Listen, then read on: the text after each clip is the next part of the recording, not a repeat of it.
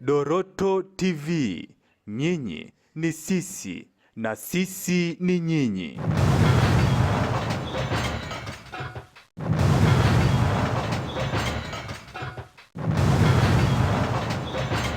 Dada yangu afanya nini tena jamani? Familia yetu matatizo kibao.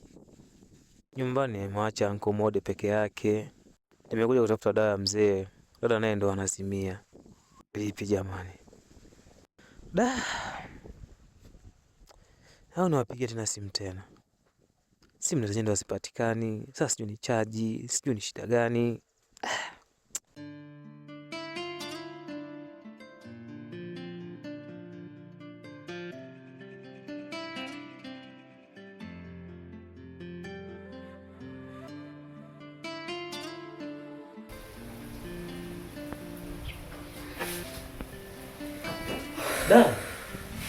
Unaamka? Kwa sasa ngoja kuitoa kwanza hadi unao ili kusudi mambo yakae vizuri.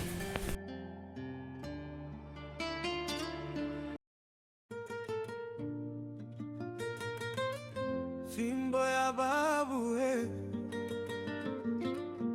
ilikuwepo tangu jadi, hadithi ya zamani leo tunaimba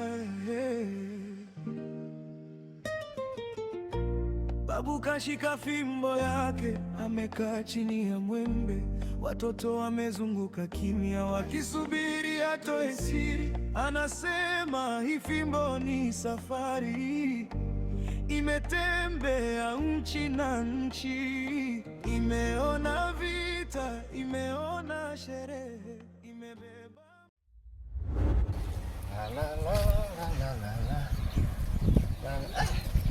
Sina na utaota tu nyumba. Napata kuoa tujaoa, kazi tunakuwa tunahangaika wenyewe tu. Sio mbaya sababu niko kwa babu. Safi kawaida huko.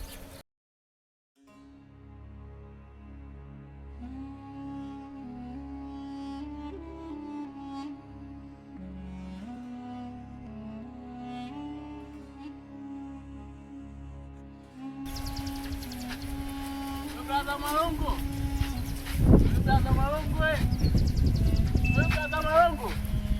Brother Malongo kwa nisikia.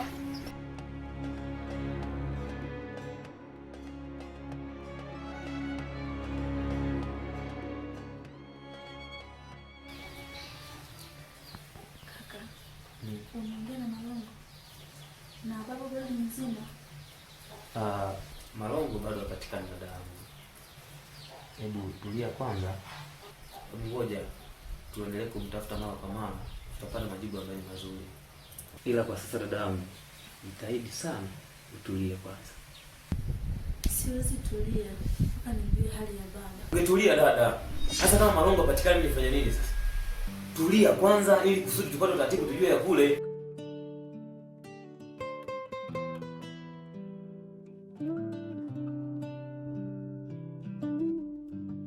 Aliniita kando ya kijito. Kwa msalamu basi Bampali. Wewe unajua kabisa bado tuna jukumu la kumhudumia babu yetu, tunamuuguza babu. Alafu wewe ndo kwanza na maulevi. Hivi unajua kweli unachokifanya Bampali? Kwanza wewe brother sana. Wanaume wengi saizi wanakuwa wapo nyumbani. Alafu sasa hivi unakuja na nishauri unaniambia kwamba ila sio kesi. Kaka Mosha ana mke. Kaka Malongo ana mke. Kwa hiyo kaka zangu wote wanawake. Fimbo ya babu. Sasa Steve, unakuwa mkali hivyo. Sasa mimi nifanyeje? Umeshauri kunielewa? Na wewe nikwambie hivi, tukae mimi na wewe, tujadili tujue namna ya kumuokoa mzee wetu. Ni vizuri kugombana na aliyakuwa tuna mgonjwa. Sawa. Sasa kaka tufanyeje? Sasa dada, nisikilize. Tena nisikilize kwa makini sana. Hivi unakumbuka ule mti wakati babu zetu wanafanya matambiko? Ndio, nakumbuka. Na dawa tutapata. Ila tukumbuke sisi sote tunatakiwa kuwa wasafi. Usafi? Usafi kwa maana ipi yani hapo? Mimi kabla sijaenda huko natakiwa nisiwe nimeshiriki tendo la ndoa kwa muda wa siku 7 na wewe hivyo hivyo. Aha. Sasa dada, mimi na siku hizi 3 sijashiriki tendo la ndoa. Sasa hapo inakuaje? Sasa hapo tutakiwa kukaa siku 4 ndio tutaanza safari ya kuelekea huko. Umenielewa kaka? Hapo gazi ipo dada. Ila inabidi tulikomae, sina namna. Tunakoendea nitakuumiza wewe.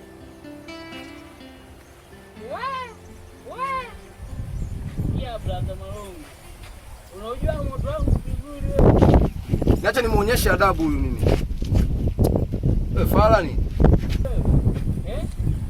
Wewe, njoo jaribu kunigusa na hiyo shoka yako. Njoo nijaribu. Malongo, acha. Haya mambo mmoja kuzungumza tena. Acheni, asingeleta vurugu. Acheni. Mwacheni aje kwanza. Mwanaume gani anapigana na shoka? Bampali, tulia, utaumizwa. Mbona mnataka kesi lakini? Kwanza anazidi kunichanganya tu mimi. Nina mawazo ya kumuuguza babu. Tayari ananivuruga tena. Tampasua mimi niishie jela. Potelea mbali.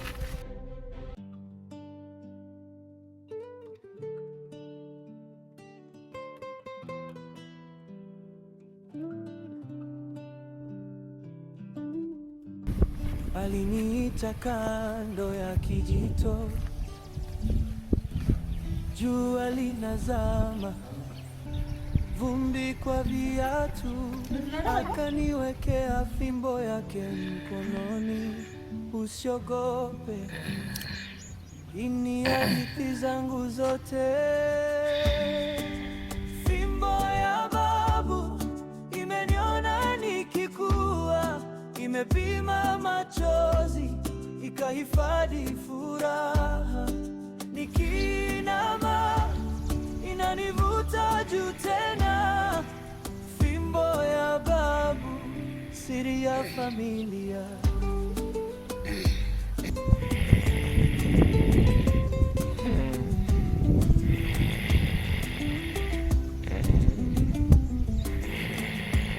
Mishale rangi juu ya mwiko wa zamani,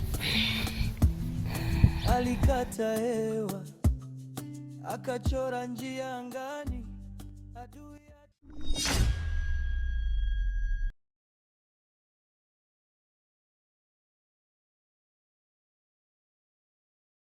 Kaka Steve, weka Steve. Steve!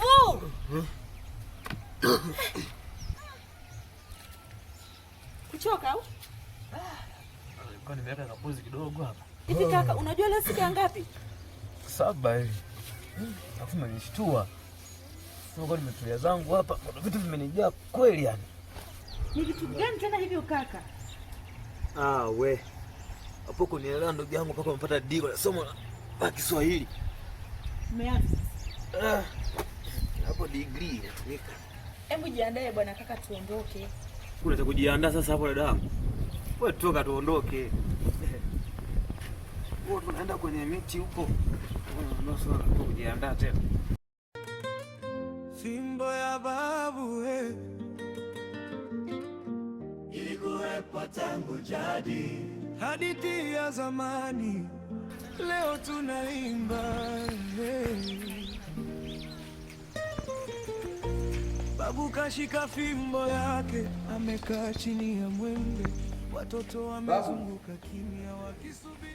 Babu amka, nimekuletea uji. Babu amka unywe uji. Babu. Babu.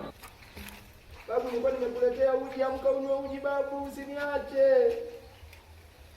Babu.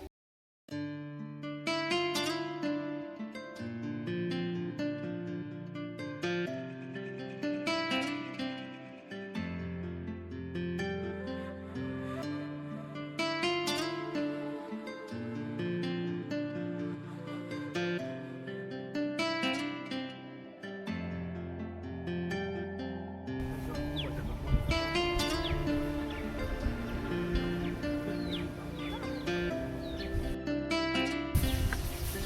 tupumzike. Mimi nimechoka.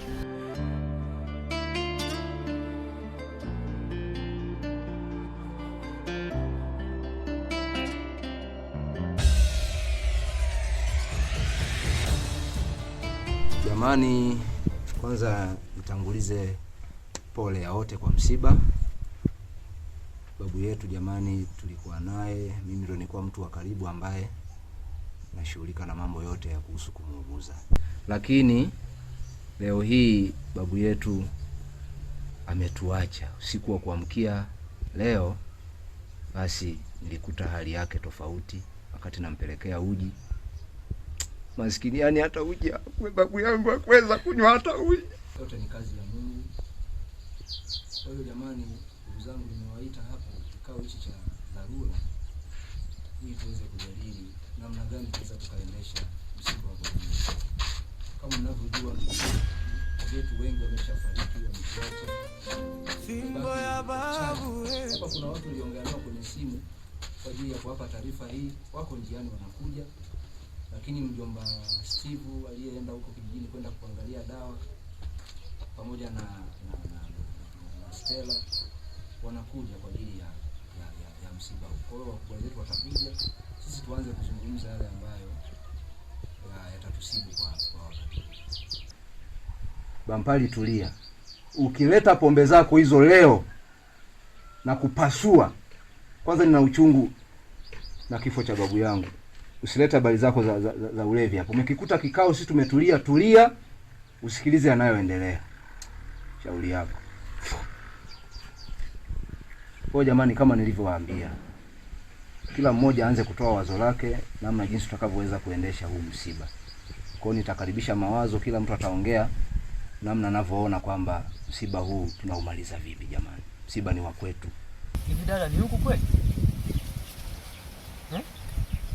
Ndio huku. Mama, ni mbali sana.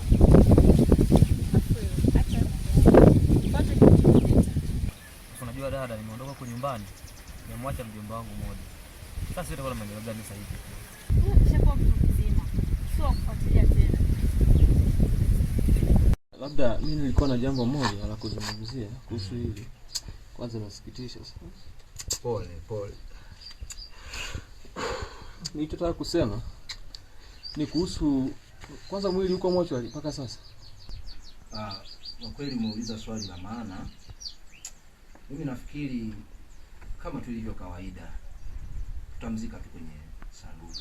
Kwa hiyo inabidi sasa hapa kwanza tumezungumzia swala la kuhusu kumpeleka mochwari, maana mambo ya kumfunika kwenye sanduku na vitu vingine vyote vya kumtayarisha inabidi kwanza tuongelee swala la kumpeleka mochwari, kwamba sasa hapa tupata wapi usafiri aende mochwari. Alafu swala la pili tujue kwamba gharama ya hilo sanduku ambalo sasa tutakiwa babu yetu asiziliwe humu, tujue gharama yake kabla ya mambo mengine yote.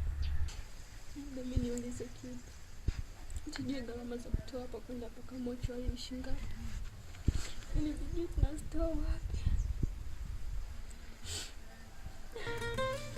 Fimbo ya babu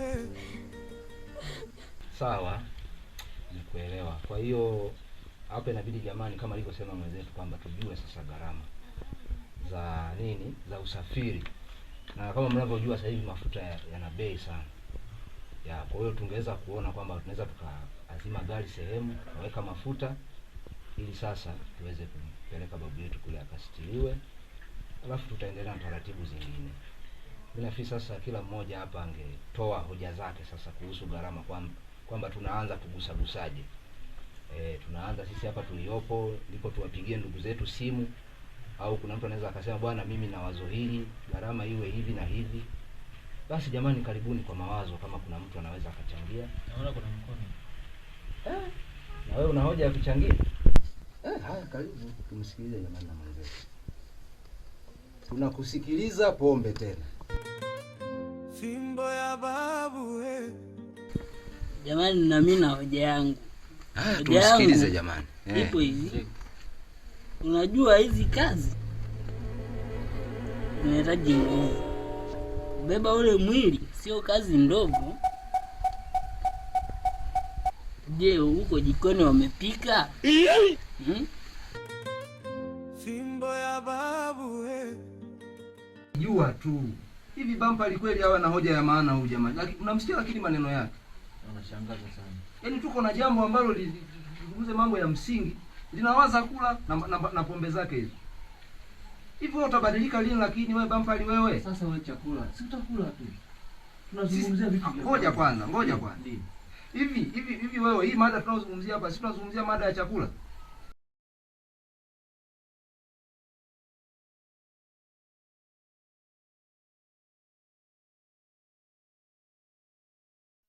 Sikilizeni niwaambie, msijisumbue kuchukua dawa, mmeshachelewa. Fanyeni haraka, mrudi nyumbani mkatoe maelezo kuhusu mazishi. Baba yenu asizikwe na sanduku, azikwe na sanda. Pia katika ugawaji wa mali, Malongo apewe sehemu ya mali, lakini apewe na fimbo ya babu yake.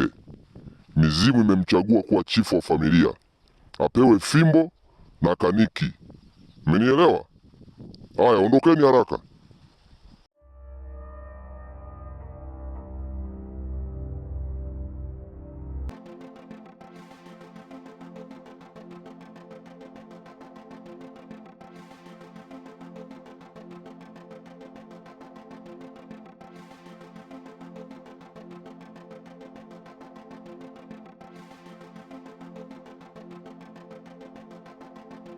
Kuwa mtu mzima basi wakati mwingine. Subiri kwanza tumalize hoja za msingi. Swala la kula lina maana gani hapa? Sisi tunawaza tujue tunapata kiasi gani cha kusafirisha mwili. Tujue tunapata kiasi gani cha sanduku. Halafu unazungumzia mada za kula. Hivi kwa hali hii ya msiba, unaweza kuwa una hamu hata ya kula? Mimi naona wewe utakuwa hauko sawa.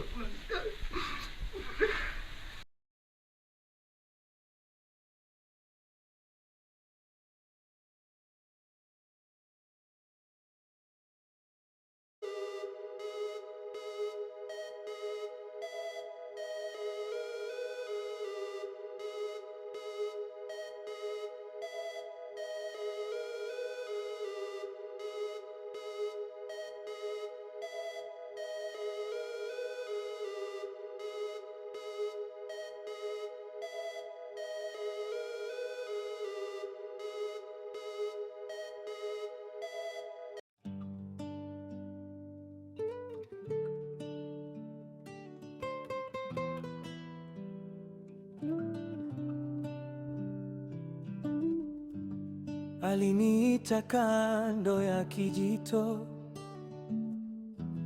jua linazama, vumbi kwa viatu, akaniwekea fimbo yake mkononi. Usiogope, hii ni hadithi zangu zote.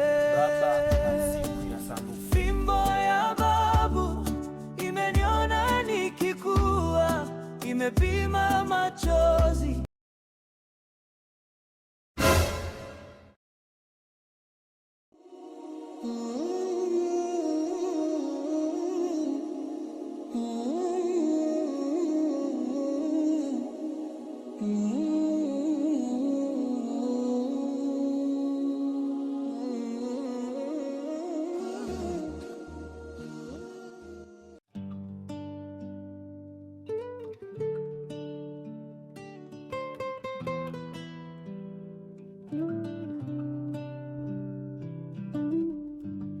Aliniita kando ya kijito, jua linazama, vumbi kwa viatu, akaniwekea fimbo yake mkononi. Usiogope, hii ni hadithi zangu zote. Fimbo ya babu imeniona nikikua, imepima machozi, ikahifadhi furaha. Nikinama inani kunivuta juu tena. Fimbo ya babu, siri ya familia.